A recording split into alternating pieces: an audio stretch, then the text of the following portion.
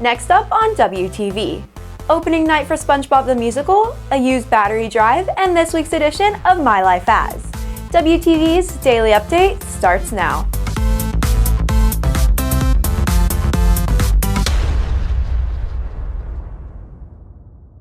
Hey there, Red Hawk Nation. Today is Thursday, January 19th, and I'm Lauren Pratt with today's Daily Update brought to you by Wingspan TV. After facing some setbacks, the curtain will officially rise on SpongeBob the Musical tonight. WTV has the story. The delayed opening night for the SpongeBob Musical is tonight in the auditorium at 7 p.m. The whole cast and crew is excited and prepared for the first showing.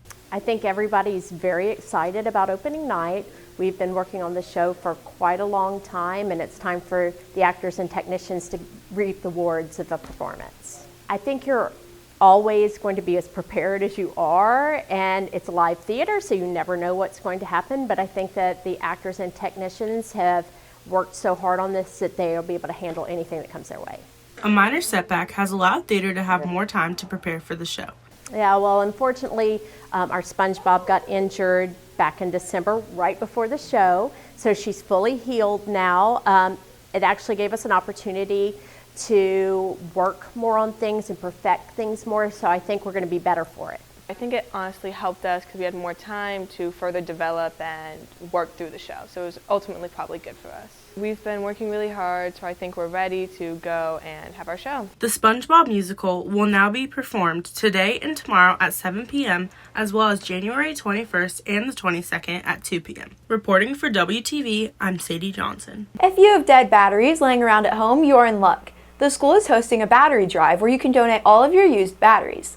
WTV's Connor Johnson has more. Most people will throw away batteries in the trash can, not knowing the effects they have on the environment. By donating the batteries in the special drop-off container, the batteries are able to be properly disposed of in a way that doesn't hurt our environment. Those things need to be thrown into a recycling that's specific for batteries because they contain a lot of heavy metals. And if they're sent to a landfill just through your general waste, like through your regular trash, those heavy metals can leak into that. It's supposed to be a sanitary landfill. So we want to consider like keeping as many heavy metals as possible out of that because it's always a risk of contamination into our soil or our water supply.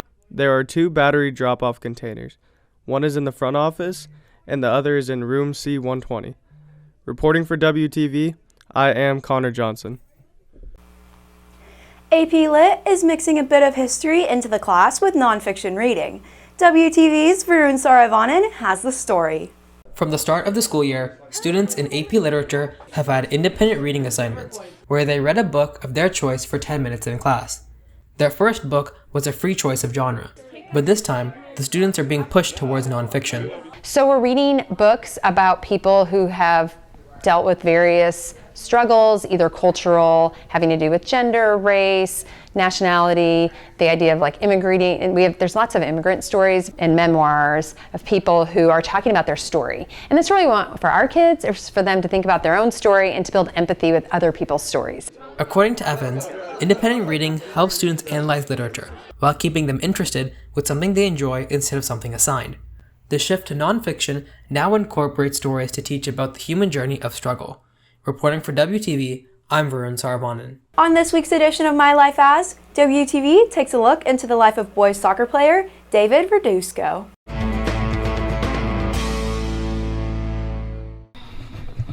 Today we started out with our dynamic warm-up where we did some lunges, high knees, stretches for around 5 minutes to get our legs warm. And afterwards we would usually go to do some passing, possession, or tactical awareness drills for maybe 30 to 45 minutes and with some small side games. But since we had a game the night before, today was a recovery day, so we used rollers to roll out our hamstrings and calves for a few minutes, and then we went outside, played a passing and dribbling game for around 25 minutes and ended with a shooting and finishing game. And after we finished, we collected all the balls and equipment. Our coaches spoke to us, and then we broke out and practice was over. 1, 2, 3, Roadhogs! If you are looking for more from Wingspan, you can follow us at Liberty Wingspan on Twitter, Instagram, Facebook, and TikTok, or visit our award-winning website, libertywingspan.com. And now for today's announcements. Buy your WinFo tickets at onlineschoolfees.com for $25 or $30 at the door. Vote for the Snow King and Snow Queen using the QR code below. Snow King and Snow Queen winners will be crowned at 8:30 p.m. and nominees must attend in order to be crowned. If you are a sophomore or junior interested in joining the Independent Study and Mentorship Program at Liberty High School, please scan the following QR code for application information. All applications are due by January 31st. For more information, contact Coach Whitcomb at whitcombh@friscoisd.org.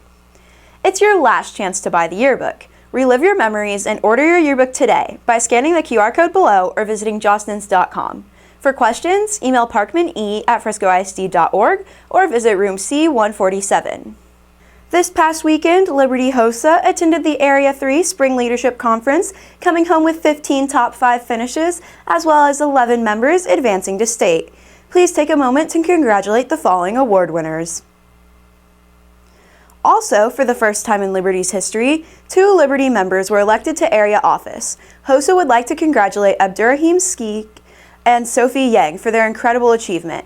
HOSA looks forward to continuing its performance at state. That's it for today's Daily Update. This is Lauren Pratt for Wingspan TV.